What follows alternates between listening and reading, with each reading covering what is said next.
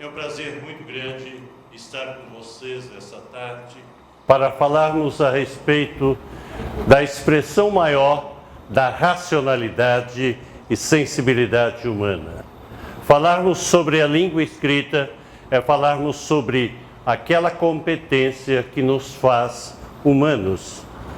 Segundo Teilhard de Chardin, o homem se distingue do animal não porque pensa, mas porque pensa que está pensando. E essa capacidade de pensar que está pensando faz do homem um ser criativo e inteligente, capaz de transformar as coisas e a si mesmo. Ao mesmo tempo, o pensar que estamos pensando nos faz seres sensíveis. Você é sensível. Por quê? A dor que você sente é forte não porque você sente dor, mas porque você sabe que está tendo dor. O prazer que você sente é intenso não porque você sente prazer, mas porque você sabe que está tendo prazer. É exatamente, e essa consciência da dor e do prazer é que nos faz seres sensíveis. Então nós somos seres criativos, inteligentes e sensíveis graças à capacidade de pensarmos que estamos pensando. Eu diria que o ser humano será tão mais intensamente humano quanto maior for a capacidade de pensarmos que estamos pensando. E nós, como professores e antes de mais nada, como educadores, me parece que temos um objetivo fundamental: darmos condições a essa garotada de desenvolverem essa competência. E o instrumento que nos permite a pensar que estamos pensando é a linguagem. E a língua escrita é, por excelência, o instrumento maior. Porque quando nós falamos, nós comunicamos ao outro o que pensamos e sentimos.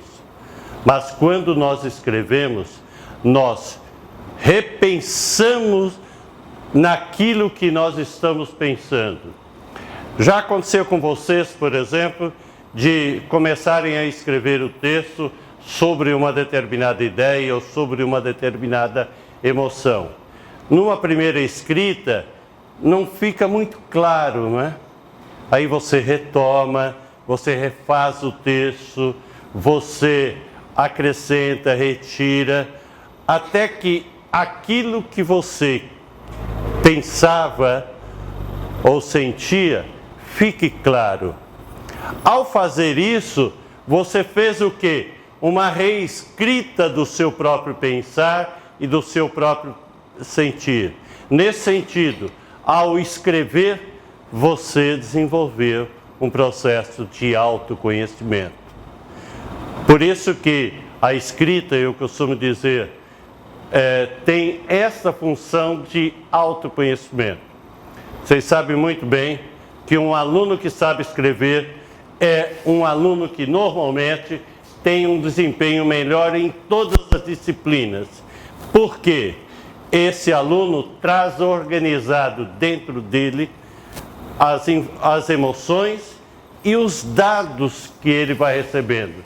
Nesse sentido, a escrita tem uma função interpessoal, no sentido de comunicar para o outro. Mas a escrita tem uma função extremamente importante de autoconhecimento, porque ela me permite uma comunicação intrapessoal, seja no aspecto afetivo, existencial ou cultural. A escrita é importante também porque nos faz seres imortais. O ato de escrever é um ato de imortalidade, porque ao escrever você se inscreve na matéria e permanece sendo. Uma parcela de você adquire um caráter de perenidade, dado que você é hoje o que foi ontem e será amanhã o que é hoje. Ao escrever, o seu hoje, que amanhã será passado, continuará presente. Ok? Eu gostaria de citar um fato para elucidar ou exemplificar essa última frase. Eu moro num lugar que tem muita mata e de vez em quando eu recebo na minha biblioteca alguns amigos desse lugar. E um dia entrou na minha biblioteca um beija-flor. E eu, tentando ajudar o beija-flor a sair da biblioteca, abrindo janelas, as portas, né? Até que ele se foi. Sentei diante do computador e fiquei saboreando aquele instante. E quis registrar aquele instante. Para isso, escrevi este poema. Um beija-flor entrou no meu ninho. Ele veio à procura de flor, mel e amor. Mas ele não sabia que lá só existiam palavras que, se transformadas, geravam flor, mel e amor. Beijou meus vidros, beijou meus livros, e no beijo das minhas mãos foi à procura de flor, mel e amor. Diga uma coisa, quando vocês ouviram esse texto, vocês vão reviver comigo aquele instante? Então, aquele instante que aconteceu, ele continua acontecendo graças a quê? A língua escrita. Logo, a escrita prolonga o nosso instante. E isso, gente, é muito importante na nossa vida. Já aconteceu com vocês de abrirem a gaveta do passado? Já fizeram isso? E de repente vocês começam a ler e tomam um susto. Eu não sou eu não sou essa pessoa. Porque eu sou o que eu fui. E serei o que eu sou. Se eu sei quem eu fui, eu posso saber quem eu sou. Certo? Quando você vê um álbum de fotografia, você não fica olhando lá para trás. Pô, eu era assim, olha isso, olha. Quando você vê os seus escritos, você vê um álbum de fotografia do seu interior. E a escrita te permite, portanto, esta autoanálise de você ter consciência do que você foi e poder dimensionar o futuro. Ok?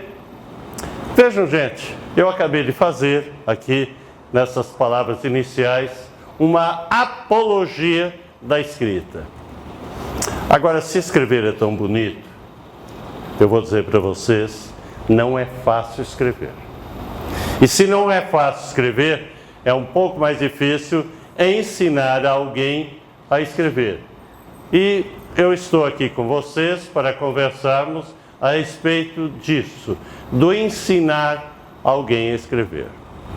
Eu penso sobre isso há muito tempo. Não vou dizer quanto tempo, senão vocês vão fazer os cálculos. Foi no século passado, tá? Eu falo tranquilamente porque todo mundo é do século passado, ok?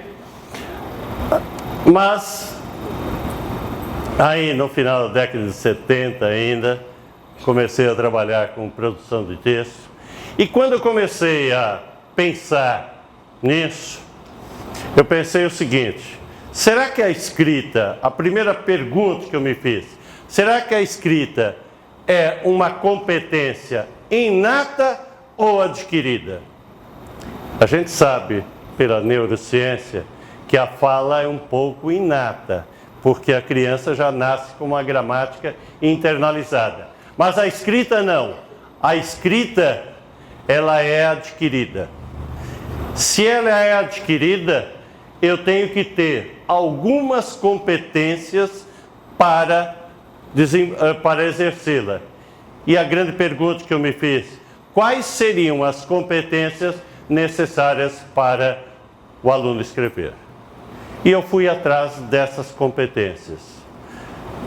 Veja bem, eu acredito em vários caminhos possíveis para ensinar a escrever. Não existe um único caminho. Eu diria a você, professor, tenha o caminho que você quiser. Pode ser através de história, através de poesias, através de jornais. Tenha um caminho, mas saiba o caminho que você tem. E mais do que isso, não é importante apenas você, professor, conhecer o caminho. É importante que a escola conheça o caminho. Porque se você, por exemplo, for um professor do terceiro ano, é importante que você dê continuidade ao primeiro, ao que foi dado no segundo, e prepare o aluno para o quarto. Porque o escrever não acontece do dia para a noite. O escrever é o resultado de um processo. Então eu acredito não numa atividade isolada, exercida num determinado período, mas uma atividade contínua. E foi exatamente isso que eu busquei. Um caminho que me permita gradativamente conduzir o aluno ao domínio da escrita. E para buscar esse caminho, as balizas que eu procurei traçar foi definir as competências necessárias para isso, ok? E essas competências, na verdade, elas passam a existir. Veja bem, eu trabalho competências e, ao contrário, por exemplo, hoje tem uma fala muito forte priorizando o gênero textual, certo? Não sou contra o gênero textual, ao contrário. O que me parece que não dá é para você partir do gênero textual para conduzir o aluno a escrever. Por quê? Vocês querem ver? Explique para o aluno, você quer que o aluno escreva uma carta, ok? Então você vai explicar esse gênero textual, a carta. Você diz todos os dados que tem a carta, né? Então a data, o vocativo, a introdução, a despedida, etc. O aluno sabe, mas isso permite ao aluno escrever um texto? Não. Ele sabe o que é esse gênero textual. Por quê? Porque na escrita de uma carta, ele não vai ter apenas que conhecer o gênero. Ele vai ter que escrever um texto que garanta coerência ao texto, empregar recursos que dão coesão e progressão ao texto, construir frases claras, com vocabulário preciso, respeitar as convenções escritas, escrever com legibilidade. Vocês estão vendo quantas competências são necessárias para se escrever? É por isso, gente, que não é fácil escrever, porque o ato da escrita pressupõe a concretização de um conjunto de competências. Agora, como nós trabalhamos essas competências? Eu trabalho competências e habilidades, não aparece isso para o aluno. Vai aparecer como? Ele vem concretizado em projetos de gênero textual, certo? Veja bem, esse caminho tem hoje o nome de Oficina de Escritores. É um caminho que eu comecei há muitos anos. Inicialmente eram as pastas de redações, foram várias edições, e eu cheguei agora nessa edição que eu construí pontes, construí túneis, asfaltei algumas partes, no sentido de tornar esse caminho mais acessível. E para esse caminho, eu chamei de Oficina de Escritores. Eu gostaria de comentar com vocês o nome Oficina de Escritores, que não é um nome fantasia. O objetivo dessa coleção é levar o aluno a se tornar um escritor. Ele escreve como escreve um escritor. E eu gostaria de, hoje, trabalhar com vocês em cima desses dois pontos. E o que um escritor faz? O escritor escreve a obra e publica. Então, ele torna-se um autor efetivo quando ele publica. Nesse sentido, a coleção, ela se baseia em projetos que são trabalhados durante ou um bimestre ou um semestre. E ao final do projeto, resulta o quê? Um produto. E o que será esse produto? Será exatamente o livro ou a obra ou a atividade que será conhecida pelo público. Por esse motivo, o aluno deixa de escrever para você, professor. Ele passa a escrever para um público. Eu diria que o trabalho com projetos permite ao aluno adquirir uma visão, uma unidade no produto. Quando o professor trabalha com projetos, digamos que durante um semestre ele está trabalhando histórias. Tudo que ele for ler será em função de histórias e que vai resultar num produto, que é um livro de história que ele vai escrever. Ou ele vai escrever um jornal, ou ele vai escrever um livro de poesia, ou vai escrever um livro de receita, ou vai escrever uma peça de teatro. Então, a sua aula de produção de texto tem unidade. Não é que um dia ele escreve um bilhete, na outra escreve uma notícia, na outra escreve uma história, textos esparsos. Mas ele passa a escrever dirigindo o aluno sempre para esse produto, tá? E para isso, vamos dizer, eu tenho que definir claramente quais são esses projetos. Vamos lá. Quais seriam os projetos? E eu vou sobrevoar os projetos, eu não vou penetrar, para vocês terem uma visão geral. Eu começo lá no infantil. Oficina Infantil de Escritores. Vocês podem falar, Sargentinho, mas como você pode falar em Oficina Infantil de Escritores para um aluno que tem 4 anos, 4, 5, e não sabe escrever? Veja bem, escrever não é apenas o ato de registrar. Antes do texto ser escrito, ele tem que ser escrito no aluno, internamente. Por isso, eu posso trabalhar desde o infantil esse processo de escrita. E a materialização desse texto se fará em 2 linguagens. A primeira linguagem será o desenho. Ele vai desenhar. E o desenho é a forma que ele tem de comunicar o texto que ele internamente construiu. A outra é o oral, é contando a história. No infantil, eu não trabalho propriamente com projetos, eu trabalho com temas.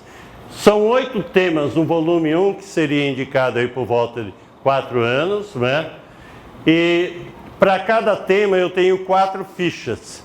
Então eu tenho, basicamente, eu fiz uma organização para cada tema desse ser trabalhado num mês.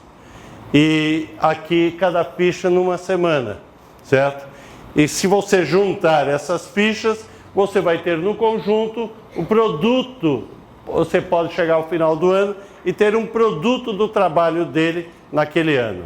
Idem, no volume 2, eu tenho também aqui, esses temas são trabalhados, e no trabalho desses temas, ele está trabalhando competências. Um aluno que passa por essas etapas, evidentemente ele estará mais apto, mais preparado para produzir o texto quando ele tiver o domínio do código linguístico, ok? Fundamental 1. No Fundamental 1 está faltando aqui, inclusive, um livro que é o volume inicial. Deixa eu comentar com vocês esse volume inicial. O volume inicial, ele fica entre o volume 1 e o infantil. Qual é o objetivo desse volume inicial? É para o aluno que está em processo de alfabetização dominar a estrutura frasal necessária para construir o texto.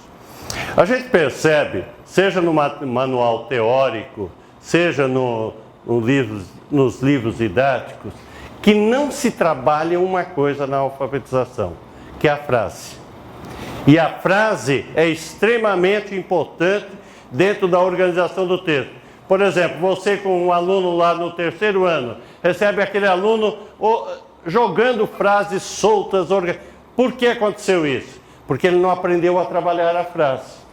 E eu tenho no volume inicial, depois que nesse volume inicial tem um joguinho, inclusive, o jogo das frases, e que vai trabalhar acoplado, certo? Ele vai construindo frases, e nessa construção de frases, ele vai ter, naturalmente, ele vai aprendendo a pontuar, exatamente isso. Ele vai aprendendo a pontuar, ele vai aprendendo a construir duas estruturas frasais, que é o que faz e como é. Tudo bem? Eu não vou dar um detalhe, mas apenas... E ele pode ser trabalhado em que momento? Aí depende do ritmo de alfabetização da escola. Por exemplo, aquela escola que avança um pouco mais a alfabetização, é possível trabalhar esse volume no final do infantil, ou no segundo semestre, ou no último ano do infantil, certo?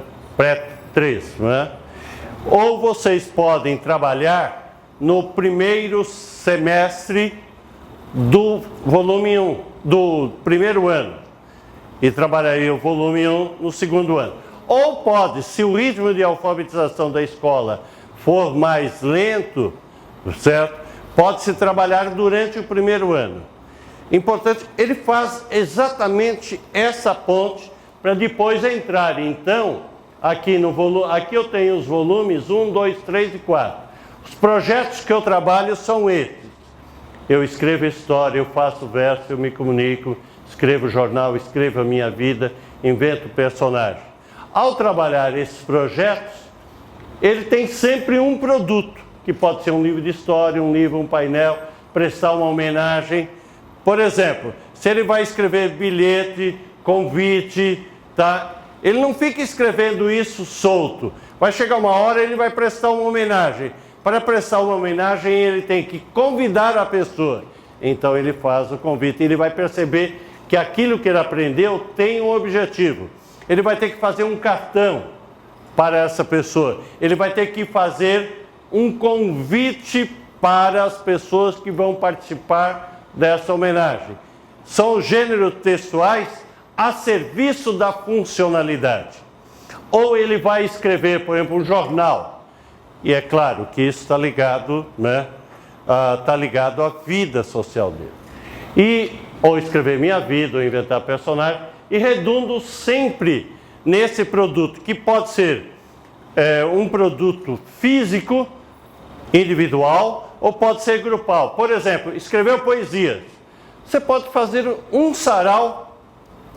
Você pode fazer uma coisa que eu tenho na minha casa e que eu gostaria de dizer a vocês que possam fazer na escola, nos vários ambientes. Pegar fragmentos de poesias e colocar nas paredes, certo? Então, os alunos pegam os fragmentos de poemas que eles escreveram e podem fazer isso junto com a professora de educação artística, ilustrar, e aí colocam nas paredes da casa, ou colocar no bairro, fazer cartazes, colocar, ou colocar na casa deles, certo? Então vocês estão vendo que essa exposição, importante é o seguinte, o que ele fizer em sala de aula, saia da sala de aula e se torne público, tá? E ele tenha leitores além do professor, ok? Aqui, por exemplo, eu dou instruções, ele faz um livro de receitas. Então, é claro, vai ser interessante ele fazer receitas, vai ser interessante ele ir orientado até uma cozinha, ver como as coisas... Todas essas coisas práticas têm que estar acompanhando o projeto. Do sexto ao nono, eu tenho esses projetos que redundam nesses produtos. Quais são os professores aqui que trabalham do sexto ao nono? Tem? Vocês? Ok. Aqui, por exemplo, ele vai escrever livro de biografia ou um blog ou vai fazer o livro de história, pode fazer mural, intercâmbio de correspondência. Ele vai aprender a escrever cartas. Eu proponho que os alunos se escolhe, por exemplo, uma entidade, digamos, a entidade das pessoas idosas. Não vamos falar idosas, velho, não pode falar, né? Mas no fundo é a mesma coisa, certo? A gente fica velho, tá? É isso. Não adianta. Pode ser a melhor idade, com certeza não é. Isso daí é um engano, gente, tá? Da terceira idade aí tudo bem, tá? Vamos supor que eles têm essas pessoas e recebam informações e eles começam a escrever cartas para essas pessoas e recebem as cartas, tá? Então ele se corresponde por meio de cartas. Ou faz isso no hospital, com pessoas que pode escrever, ou pode escrever para uma escola de um outro bairro, de uma outra cidade. A finalização do projeto qual é? O encontro entre eles e as pessoas com quem eles mantiveram uma correspondência. Ok? Idem aqui, por exemplo, ele trabalha os vários tipos de fala no 8º ano e ao final ele vai escrever uma peça de teatro. É claro que essa peça de teatro tem que ser representada, tem que fazer a festa. Aliás, é o seguinte, gente, para um projeto dar resultado, a primeira condição é deixar o aluno com vontade de escrever. Não basta você dizer assim, ó, gente, nós vamos escrever um livro de história, tá? E cada um de vocês vai fazer um livro. Não, vai um pouco além. Convida esses alunos para ir para uma livraria, ou vai até a biblioteca, ou convida um escritor para fazer uma entrevista. Fala, vocês estão vendo esses livros? Tem um autor, e vocês podem se tornar autores desse livro. Ou você vai fazer, por exemplo, tem lá, fazer uma propaganda. É claro, para isso, eles têm que aprender como que se faz isso. Ou fazer um jornal. Leva os seus alunos a visitarem a redação de um jornal. Ou convide um jornalista. Ou leve os alunos à banca para ver o jornal. A sociedade não pode a escola não pode se distanciar da sociedade. Ela tem que se aproximar.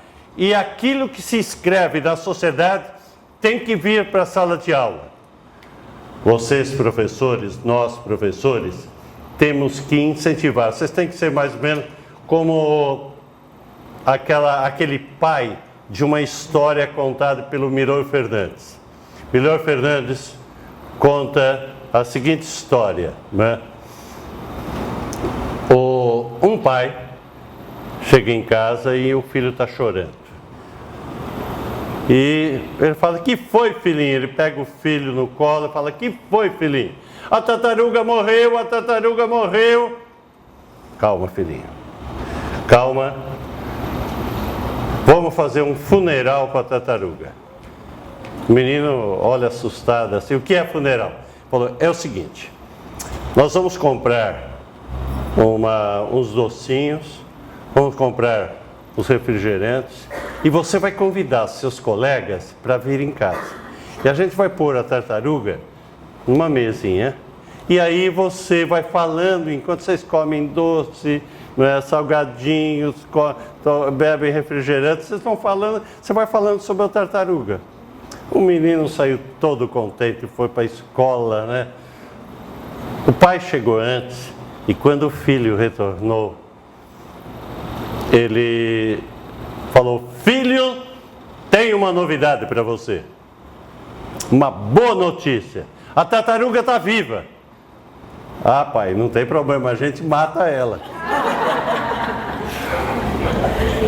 O professor tem que ser um pouco esse criador de desejos. Crie no aluno esse desejo, se você quiser que ele efetivamente consiga. Ok?